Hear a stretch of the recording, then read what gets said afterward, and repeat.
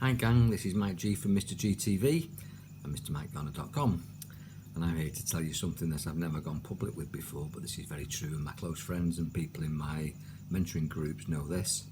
But in 1993 I saw an apparition in a hotel on my way into South Wales, going to a union meeting when I was an engineer. No, I hadn't been drinking, and no, I'm not bullshitting. I don't believe in bullshit, and I'm not a bullshitter. And at the time, it was very difficult to understand what was going on, but I'd gone halfway towards the meeting in Bristol and decided to stop over in Monmouth. I checked into this old bed and breakfast place. I think it was a Lloyd's Hotel, very similar to a Wetherspoons, but it was an old building. Went to the second floor to my bedroom, went to bed and set my alarm for 7 in the morning.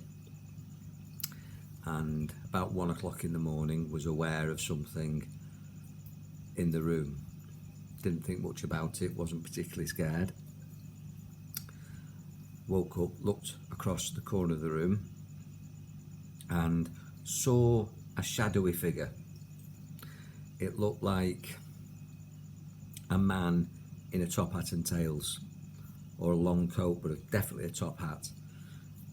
But because that wasn't my area of expertise, not psychic, not particularly into ghost, ghouls, phantoms, spectres or anything like that, I sort of shook it off and thought, I must have dreamt that. Turned round, put my head back on the pillow, and about 2-3 minutes later was sort of intensely aware of being looked at, even though I had my eyes closed. And my head was sort of on the pillow like this, and I opened my eyes, and looking straight at me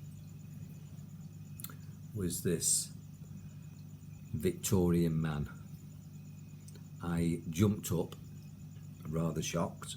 I wouldn't say scared, but definitely shocked. Went for the switch in the corner of the room to turn the light on, and by the time I'd done that, the room was empty. The following morning when I went down for breakfast, I asked, was that room haunted? Has anybody seen anything in that room?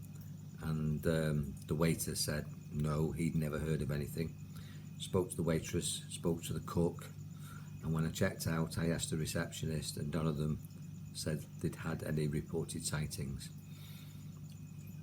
Now, about 5 years later, I went to a spiritual development group, and during a meditation, I became intensely aware of the same sensation that I got in that hotel room in Monmouth. And the guy that was leading the meditations was called Ewan Hodgson, and he said, who got anything, who saw anything, who made a connection? And I wasn't going to put my hand up, but he said, what about you, Mike? And I think I was probably in a group with about 2 guys, excuse me, and about 17 women, which was sort of like what happened in those days. There's a lot more men awake and enlightened and sort of like spiritually aware now than there was back in the early 90s. And I said, yeah, I sort of got a feeling. He said, what do you think it was? So I said, I don't know. He said, well, I'll tell you what it was. Now, this guy was really switched on. I really respected this guy. He said, well, that was Albert. And Albert is your spirit guide, and he's been trying to make contact with you for many years. You've seen him before, and you've denied him, you've blocked him, and you need to welcome him. And we're going to do a meditation now where you can all welcome your spirit guides. To cut a long story short, I worked with Albert, who was a Victorian surgeon throughout most of my Reiki development, right up to Reiki Master. And he used to come through to me to tell me intuitively, and I also felt when I was putting my hands on my clients that he was moving my hands. It was rather like I had gloves on and he had his hands in my gloves and was moving them to where I needed to go to transmit healing energy into my recipient. Now that sounds mad because I'm an engineer, but that's exactly my experience.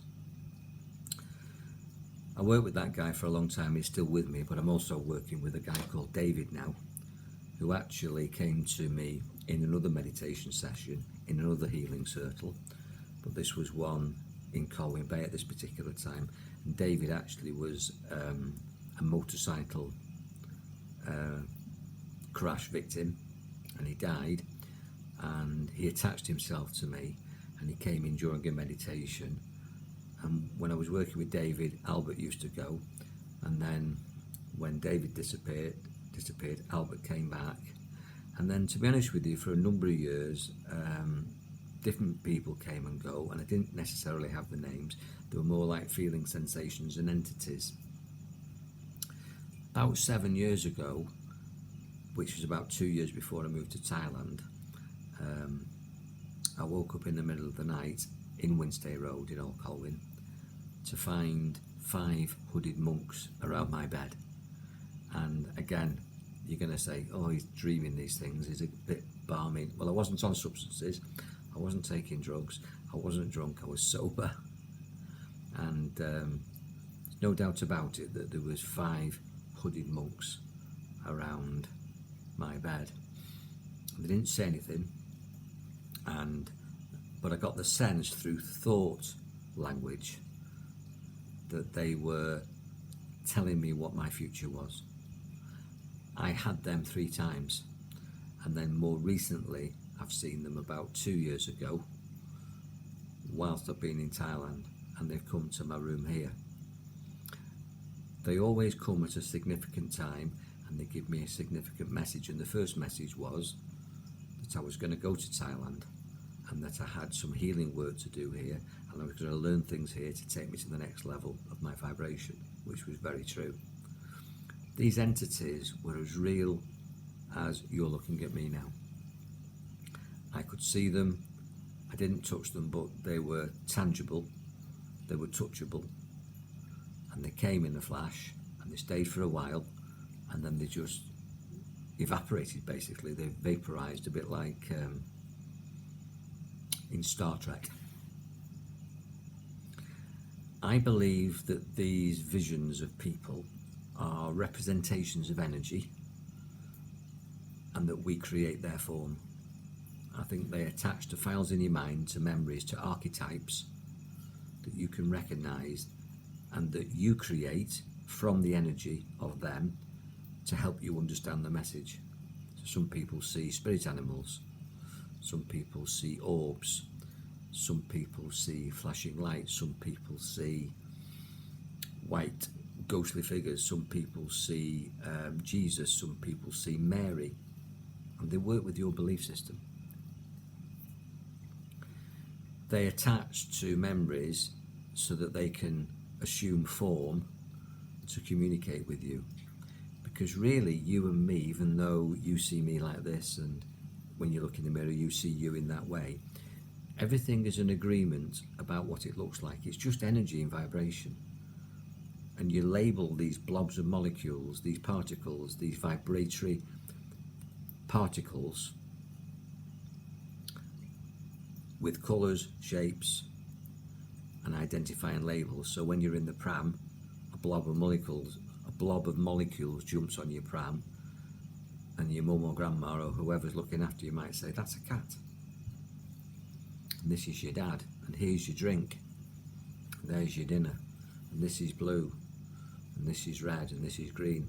Well, there's nothing blue, red and green. It's just a vibration, a frequency that resonates blue, red and green, and we just give it a label. We give a resonance, a vibration, a label. And a blob of molecules, I mean, you're seeing me and this is the outline. You might see here my aura as it dissipates. It's like a heat haze around my head against the contrast of the background here. Can you see that? Because the integrity of my body holds its physical form where it's densest, and then it vaporizes into the ether. That's the auric field.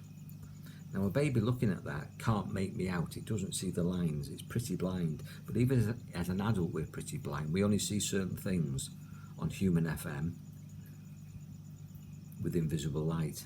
We operate in a very narrow band of the visible spectrum of sound, light and magnetism. But there's plenty of things out there that we don't see. and we haven't labelled them, and they're probably around us all the time. There might be something here, but you can't see it. You see that picture, but there might be something between me and the picture in the thin air. I've become very, very good at seeing things in thin air. I see shadowy density. I see things moving in my periphery. I see illuminated beings of all shapes and sizes everywhere now when I'm in that frame of mind. This has opened me up, and this is something you can develop. We have 5 physical senses: touch, taste, sight, sound and smell, but we have extra senses. We can see things more clearly, hear things more clearly, which is called clairvoyance and clairaudience. We can feel things, clairsentience. We are telepathic. We can bilocate. We can remote view. We can astral travel. We can heal. We can radiate energy. We can radiate thoughts. We can receive energy, and we can receive thoughts. We are magical, but we never develop it. We've only been taught left brain learning.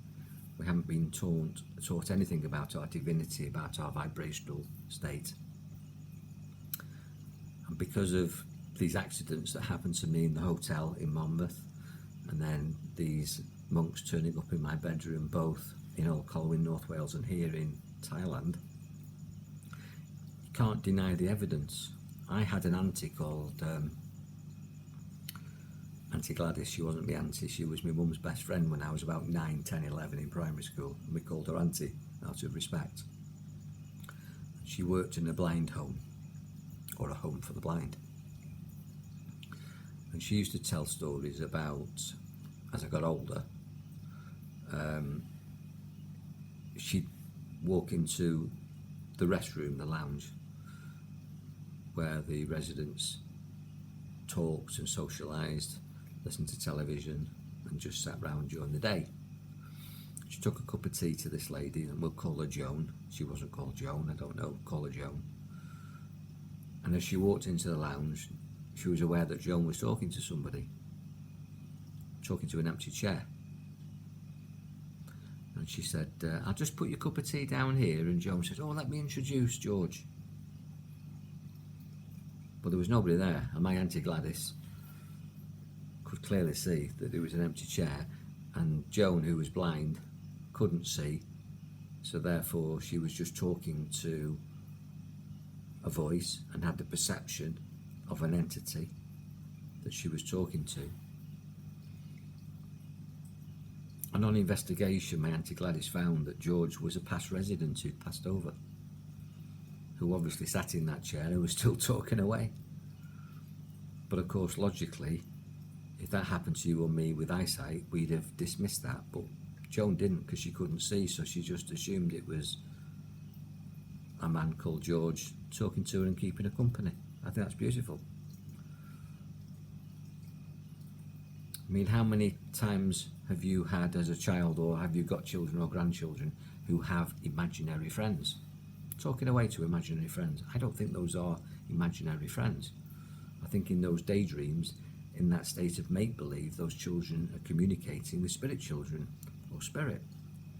Passed over loved ones, grandparents who've passed, who are playing with the children. Now they're no longer here, they're playing energetically in spirit, comforting them, playing with them, loving them in spirit. And the child doesn't judge, and we do. And that blind lady, Joan, didn't judge. Well, she didn't know she had to judge because she couldn't see, she just accepted, she just allowed. The more I allowed Albert to come through, I mean, he shocked me to the core in Monmouth, but once I accepted it, and once Ewan had told me that he'd been trying to get in touch with me, I started to talk to Albert with thought language and voice, because I was new to this back in 93, 95. This is something I'm very familiar with now. And with all my hypnosis that I do and past life regressions, it's very, very common for people to have relationships with reincarnated past loved ones. I know by asking the right questions that who in that life that you've just had a hypnotic regression and experienced, who in that past life is now in your life now. And I had a lady that said to me, well, I recognise that in my past life I married the wrong brother, but I got that right in this life. So the brother of her husband in the past life would have been a better choice, and he reincarnated and married her in this life, and she knew that. And that is very common. I hear stories of people who've, in Victorian days, a child has been running across the road and just about to get killed by a horse and cart, and somebody's pulled them back, saved their life, and the child's just run off. But when that child grows up and realises that part of their soul journey was continued because they had their life saved, they've got a karmic debt, and they'll come back and pay that debt.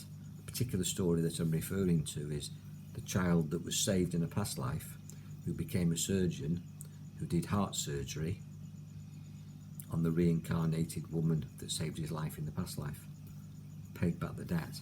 And this happens all the time because energy just continues through different bodies, through different forms.